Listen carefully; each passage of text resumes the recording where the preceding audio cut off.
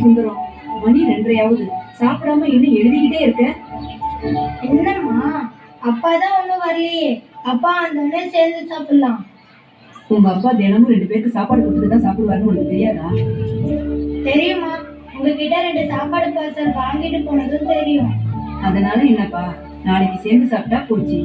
இப்ப ரொம்ப நேரம் ஆச்சு இல்ல, அதான் சாப்பிட முடியல. ஐ, அப்பா வந்துட்டாரு. வாங்கம்மா, வாங்கய்யா. அமுதா, நீ கொடுத்த சாப்பாட்டை 2 ஏழைங்களுக்கு கொடுத்துட்டு திரும்ப வரும்போதுதான் இவங்களை பார்த்தேன். ரொம்ப பசியில வாடிக்கிட்டு இருந்தாங்க.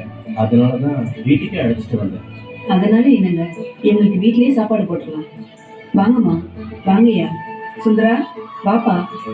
வாங்க ஐயா, உள்ள வாங்க. பொறுமையா உங்களுக்கு என்ன வேணுமோ கேட்டு சாப்பிடுங்க.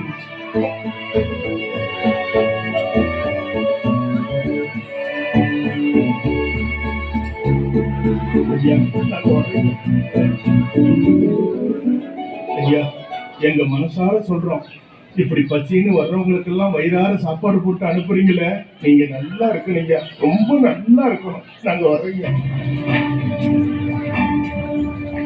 அப்படியா விஷயம்?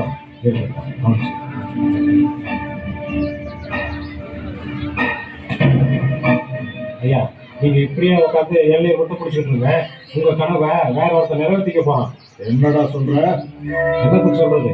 உங்க கனவே நம்ம ஊருக்கு பஞ்சாயத்து தலைவர் ஆகணுக்கு இருக்கானே. ஆமா, அதுல என்ன சந்தேகம்? அந்த பதவியே எங்க குடும்ப சொத்து தானே. முதல்ல எங்க தாத்தா இருந்தாரு, அதுக்கப்புறம் எங்க அப்பா இருந்தாரு. அதே மாதிரி அடுத்தது நானும் வர எலெக்ஷன்ல ஜெயிச்சு பஞ்சாயத்து தலைவர் ஆகணுங்கிறதுதான் என்னோட கனவு. ஆமா, அதுல என்னடா பிரச்சனை? நான் ஏற்கனவே அந்த அன்பரசனை பத்தி சொல்லியிருக்கேன். வர்றவன் போறவனுக்கு எல்லாம் சாப்பாடு போடுறன்ற பேர்ல ஊர்ல நல்ல பேரை சம்பாரிச்சுட்டு இருக்கான்.